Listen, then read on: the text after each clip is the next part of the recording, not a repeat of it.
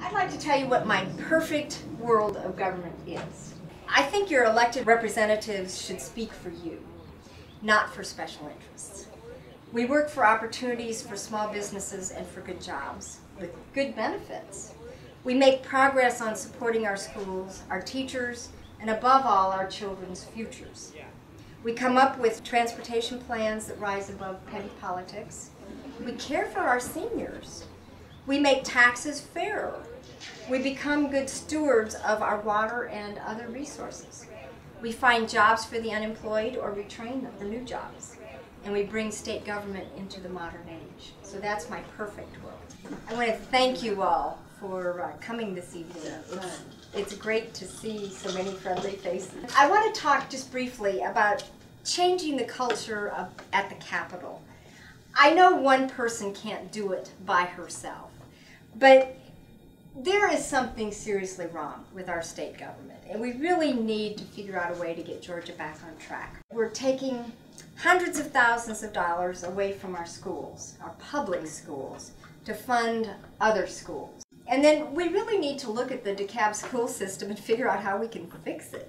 I'm very discouraged about seeing our state balance the budget on the backs of our workers and our unemployed and our children, and continuing to grant special tax breaks for many of the businesses.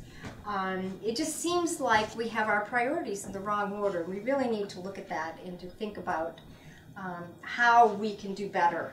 And then finally, I'd like to talk a little bit about transportation improvements. And I don't know where you all stand on this, but we have an opportunity to fix some of our transportation problems. It's certainly not all of them, but we need to look at that in a favorable eye and figure out how we can get those things working for us.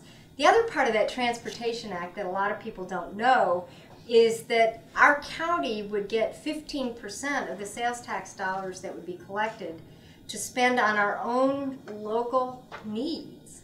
And so we could actually start thinking about things that aren't included in this Transportation Act bill to improve our quality of lives. So if we wanted bicycle lanes in our neighborhoods, or we wanted sidewalks on some street that we don't have them on, then we could actually start planning with the county to work on some things like that. So I'd like to see us work that way. I also, as a small business person, would really like to see a little more incentive for small businesses. But one of the things I found is that the incentives that the state legislature's been giving are things that aren't necessarily attractive to small business owners, because it means you have to do something in a certain way in order to get a benefit. That in Georgia, you probably agree that we really have come to a homeowner's depression, because people whose homes are foreclosed are in a terrible straits. But then you also, if your home is underwater or you owe more on it than the home is worth when you sell it, you really are stuck. And so there doesn't seem to be a pathway out, and I think we need to explore this. Georgia's the leader in the country of foreclosed homes, and that's a terrible way to be a leader. The next thing is one that I get all excited about, and that's ethics.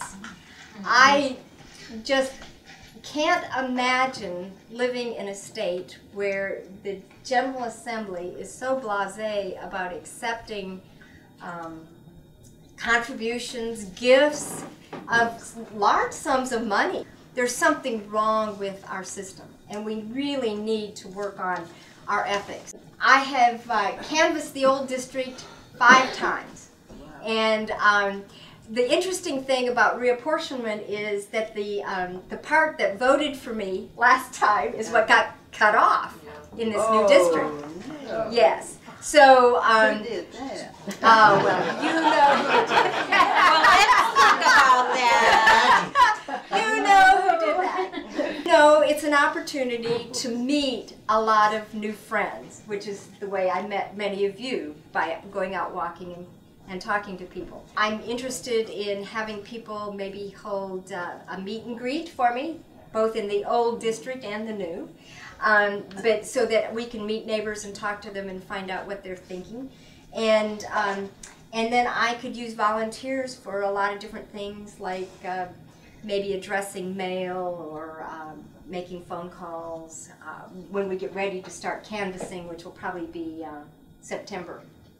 I could probably use a few people to help me walk around and talk to people in the neighborhoods. So you can think about it. It's too hot this summer right now to do that, and it would be good to get out in September and October when it's a little cooler.